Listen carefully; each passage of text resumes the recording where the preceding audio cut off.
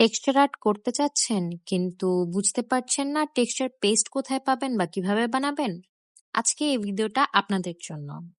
বাজার থেকে texture paste কিনতে পাওয়া যায় কিন্তু অনেক দাম পড়ে যায় যদি আমরা বড় বড় প্রজেক্ট করতে চাই। সেই ক্ষেত্রে যদি আমরা নিজেরা বানিয়ে নিই তাহলে কস্ট অনেক কম পড়বে।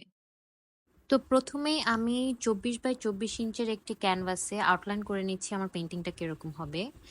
টেক্সচার পেস্ট বানানোর জন্য আমাদের লাগবে হলো ওয়াল পাট্টি, চক পাউডার, ফেভিকলের SH glue, synthetic resin adhesive. অবশ্যই এই গ্লুটা নেবেন কারণ এটা অনেক স্ট্রং হয়, নর্মাল গ্লু কিন্তু এত স্ট্রং হয় না। আর হোয়াইট অ্যাক্রিলিক পেন্ট, সাথে পানি। প্রথমে আমি এখানে 6 tablespoon wall putty, 6 tablespoon chalk powder, 6 tablespoon glue আর 5 tablespoon white acrylic paint নিয়েছি। মোট কথা হলো যা যা লাগবে সব ইকুয়াল অ্যামাউন্টে নেবেন। তারপরে ভালো মতো এটাকে মিক্স করার পরে পানি অ্যাড করবেন অল্প অল্প করে, যাতে আপনাদের থিকনেসটা আপনারা বুঝতে পারেন। থিকনেস যদি মনে হয় বেশি পাতলা হয়ে গিয়েছে তখন সাথে আরেকটু করে ওয়ালপাট্টি অ্যাড করবেন, একটু একটু করে অ্যাড করবেন, আপনাদের থিকনেস অনুযায়ী আপনারা অ্যাড করবেন। আর সাথে আরো গ্লু অ্যাড করতে ভুলবেন না। যদি কাজ করার সময় দেখেন টেক্সচারটা ক্যানভাসে স্টিক হচ্ছে না বা ক্র্যাক হচ্ছে, তখন বুঝে নেবেন যে গ্লু কম হয়েছে। সেক্ষেত্রে টেক্সচারটাতে আবার গ্লু অ্যাড করবেন। অ্যান্ড অবশ্যই এটা কাজ করার সময় অনেক ফাস্ট ফাস্ট কাজ করতে হয় কারণ এটা অনেক তাড়াতাড়ি ড্রাই হয়ে যেতে চায়। তো তাড়াতাড়ি কাজ করার চেষ্টা করবেন, তাই অল্প অল্প করে বানাবেন আপনাদের কাজ অনুযায়ী, যাতে করে প্রোডাক্ট ওয়েস্ট না হয়।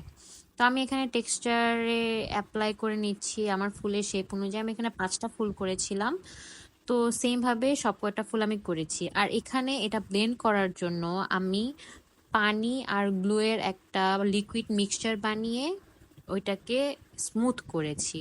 তো আপনারাও সেটা ফলো করবেন।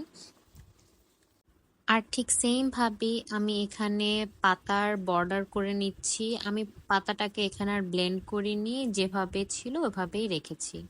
তারপরে আমি এটাকে অলমোস্ট 7 দিন ড্রাই হতে দিয়েছি দেখার জন্য এটা কোনোভাবে ক্র্যাক হয় নাকি বা কোনো রকম কোনো সমস্যা হয় নাকি। তো যেহেতু কোনো সমস্যা হয়নি, এটা ফুললি ড্রাই হয়েছে অ্যান্ড স্ট্রং ভাবে ক্যানভাসে স্টিক করেছিল, তারপরে আমি এটাকে এক্রিলিক কালার দিয়ে পেইন্ট করেছি। আপনারা চাইলে অন্য কালার ইউজ করতে পারবেন কিন্তু এক্রিলিক কালারটা পানি লাগলে নষ্ট হবে না, তাই এক্রিলিক কালারটা করা বেটার। আমি এখানে চেয়েছিলাম ফুলগুলাকে হোয়াইট রেখে পাতাগুলাকে ডিফারেন্ট শেডে করার।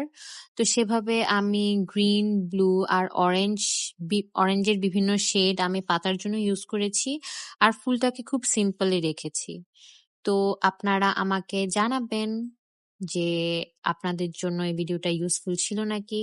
রেসিপিটা ট্রাই করে আমাকে জানাবেন। ভালো লেগে থাকলে অবশ্যই লাইক আর শেয়ার করবেন। আল্লাহ হাফেজ সবাই, ভালো থাকবেন।